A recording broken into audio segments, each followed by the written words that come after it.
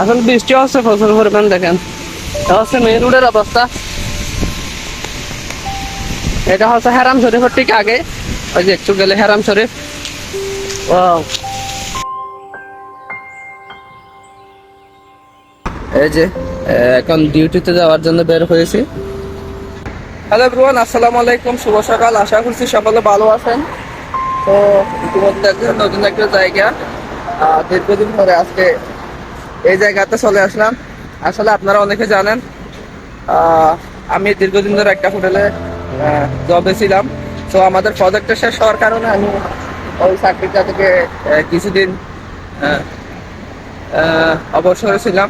তো এখন নতুন একটা হোটেল আসছি। তো ভাবলাম আপনাদের একটু দেখাই যে ঠিক হ্যারামের পাশে ঠিক আগের জায়গার একদম কাছাকাছি।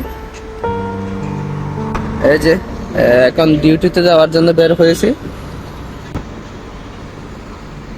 ঠিক আমার এই পাশে হচ্ছে জান্নাতুল মালা। এই যে এটা হচ্ছে মক্কার সবচেয়ে ঐতিহ্যবাহী এবং অনেক বড় একটা কবরস্থান। একদম হারামের পাশাপাশি যে অনেক পুরাতন যে কবরস্থানটা ছিল জান্নাতুল মালা, অনেকে জান্নাতুল মালা বলেও সম্বোধন করে। ঠিক আমাদের হোটেলের পাশাপাশি ওই যে মাশাআল্লাহ সকাল সকাল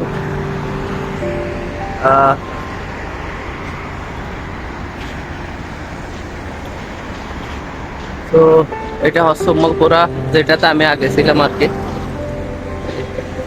এটা তো এখন আমি আমার ডিউটি 9টায়, তো ডিউটিতে চলে যাচ্ছি এখন। তো দেখা হচ্ছে একটু পরে।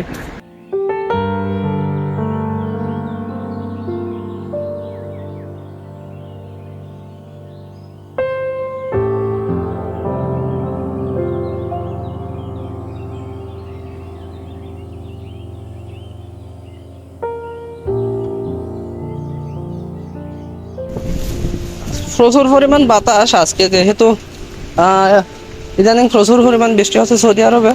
এ হচ্ছে ছোটখাটো গলি সৌদি আরবের যখন বৃষ্টি হয় আর কি। বুঝতেই তো পারছেন কি যে একটা অবস্থা।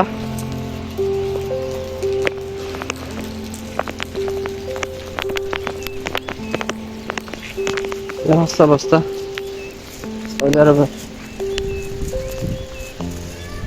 আর ঠিক এই সাইডে আমাদের হোটেল ছিল নতুন। দেখেন কত উঁচা বিল্ডিং। আসলে বৃষ্টি হচ্ছে প্রচুর পরিমাণ। দেখেন এটা হচ্ছে মেইন রোডের অবস্থা।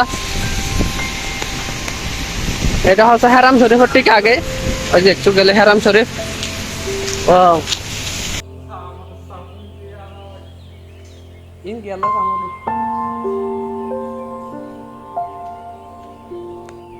এখন লিফটে আমি একদম টপ ফ্লোরে যাচ্ছি। আপনাদের একটু দেখাই ছাদে গিয়ে মক্কার সার্বিক পরিস্থিতি। আজকে যে বৃষ্টি, বাতাস, জড়ো হওয়া, প্রচুর পরিমাণ বজ্রপাত, সবকিছু আপনাদেরকে দেখাচ্ছি। ওয়েট, সব দেখতেছেন লিফটে আছি, আপনাদের দেখাচ্ছি আমি। তো দেখতেছেন এই মুহূর্তে এটা এখনো সন্ধ্যার আগে আর কি, আসরের পর পর। আমি একদম টপ ফ্লোরে আছি আমাদের হোটেলের। প্রচুর পরিমাণ বৃষ্টি।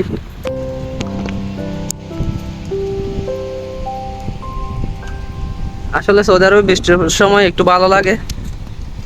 আপনাদেরকে রাস্তায় একটু আমি দেখাই ভালো মতো।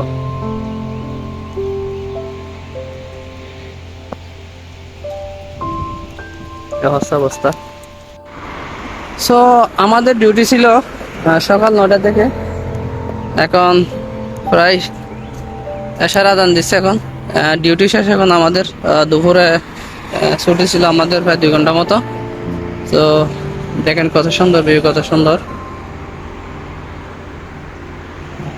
যখন কাজ থাকে না বা বসার সময় থাকে, ঠিক আমরা এই পার্কটাতে গিয়ে আড্ডা দিই। ভালো লাগার একটা জায়গা।